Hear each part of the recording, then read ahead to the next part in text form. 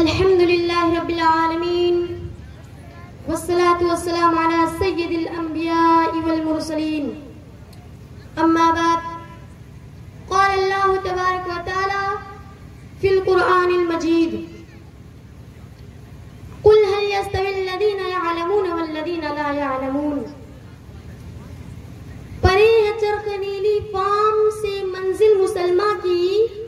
ستارے جس کے گرد راہ ہوں وہ کارواں تو ہے. آج کی اس پررونق بزم میں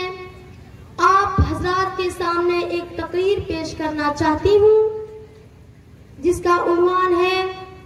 ملک و ملت کی تعمیر میں مدارس اسلامیہ کا کردار. سامعین اکرام،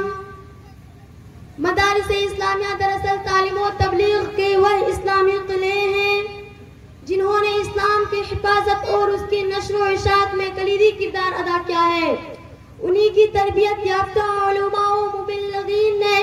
اسلامی ضابطۂ حیات کو دنیا کے چپے چپے میں عام کیا ہے. ان مدارس نے کبھی درختوں کے سائے میں اپنے فرائض انجام دیے تو کبھی گھاس پھوس کے جھوپڑوں اور کچے مکانات میں اور کبھی بلندوں والا عالیشان بلڈنگوں میں مسجد نبوی کے باہر صفہ نامی چبوترے سے شروع ہوئی. یہ تحریک مختلف شکل و صورت میں الحمدللہ جاری و ساری ہے اور انشاءاللہ تا قیامت جاری رہے گی. اس تحریک کے بانی محسن انسانیت تاجدار مدینہ محمد صلی اللہ علیہ وسلم اور ان کے ساتھیوں کو اللہ رب العزت نے خود اپنے کلام مقدس کے اندر رضی اللہ عنہم ورضوا عنہ کہا ہے. قابل مبارکباد اور لائق شکر اسپاس ہیں وہ موقر شخصیات جنہوں نے اس تحریک میں شامل ہو کر اس مشن کو آگے بڑھایا اور آنے والے نسلوں تک منتقل کیا. تاریخ کے اوراق گواہ ہے کہ مدارس اسلامیہ کی تربیت یافتگان علماء نے تاریخ کے ہر دور میں زندگی کی تمام شعبہ جات میں قائدانہ رول ادا کیا ہے اور پوری دنیا کے اندر اپنے قیادت و سیادت کا بے مثال نمونہ پیش کیا ہے. پوری دنیا کے اندر جب بھی فتنہ و فساد ظلم و بربریت کی ہوا چلی تو اس کا رخ مدارس اسلامیہ ہی نے موڑا اور جب تہذیب و ثقافت زبان و ادب کے ساتھ کھلواڑ کیا گیا تو مدارس اسلامیہ ہی نے صدا احتجاج بلند کر کے اس کو ختم کیا. یہی نہیں بلکہ نبی کریم صلی اللہ علیہ وسلم کے بعد جب عرب کے اندر کفر و شرک کی آگ لگی تو اس آگ کو گل و گلزار بنانے والا اور کوئی نہیں بلکہ مدارس اسلامیہ ہی کے ایک روشن چراغ مجدد ثانی محمد بن عبد الوہاب نزدی رحمہ اللہ تھے جنہوں نے کفر و شرک کی تاریخ جنگل کو اپنے علم کے چراغ سے جلا بخشی. آج ہم تاریخ کے اوراق پر نظر ڈالیں تو ہمیں مدارس اسلامیہ کا کردار ایک روشن باپ کی طرح نظر آئے گا. ہمیں تاریخ میں یہ بھی ملے گا کہ جب فتنہ تاتار نے سر اٹھایا تو اس کی سرکوبی میں مدارس اسلامیہ سے فیض پائے. نوجوان شیخ الاسلام ابن تیمیہ رحمہ اللہ میدان میں آئے اور تاتاریوں کو فتنے کا بڑی جوامردی کے ساتھ مقابلہ کیا اور جب فتنہ قادیانیت نے جنم لیا تو اس کو بیگو بت سے اکھاڑ پھینکنے کے لیے فاتح قادیان مناظر اسلام علامہ ثناء اللہ امرتسری رحمہ اللہ نے جنم لیا جو مدارس اسلامیہ ہی کے پروردگار تھے. انہوں نے مرزا غلام احمد قادیانی کو لوہے کا چنا چبانے پر مجبور کر دیا. مگر افسوس کہ ان خدمات کے باوجود آج ہر طرف سے یہی سوال اٹھتا ہے کہ مدارس اسلامیہ نے ملت کو کیا دیا. آخر پوچھنا ہی تھا تو یہ پوچھتے کہ مدارس اسلامیہ نے ملت کو کیا نہیں دیا.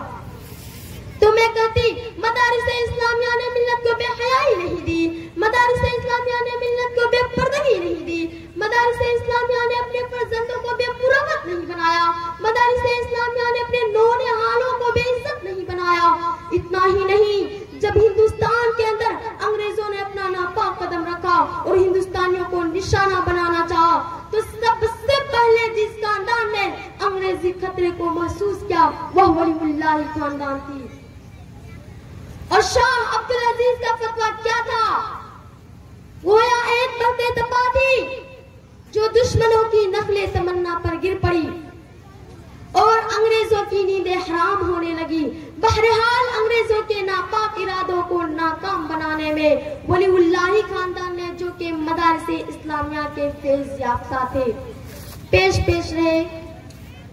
دارالحدیث رحمانیہ دہلی کو تاریخ کبھی فراموش نہیں کر سکتی، جس نے امت کو شیخ الحدیث مولانا عبید الرحمانی جیسا محدث دیا، مولانا نذیر احمد رحمانی جیسا مدرس دیا، جس نے امت کو مولانا عبدالرؤوف رحمانی جھنڈا نگری جیسا خطیب دیا، جس نے امت کو مولانا عبدالقیوم رحمانی جیسا مفسر دیا،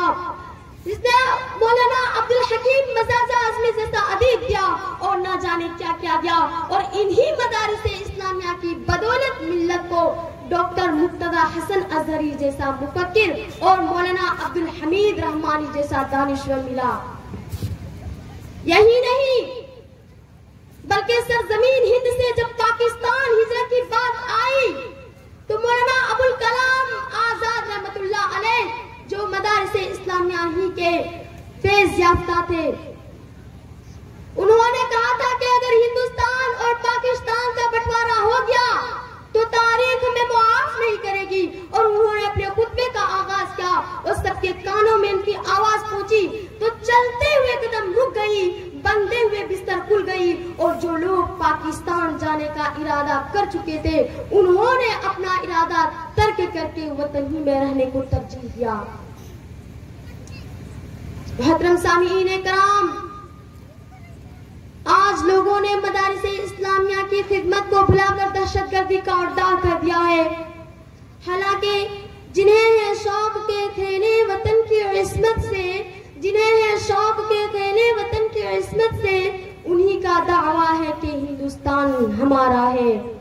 وآخر دعوانا الحمدللہ رب العالمین، والسلام علیکم ورحمۃ اللہ وبرکاتہ۔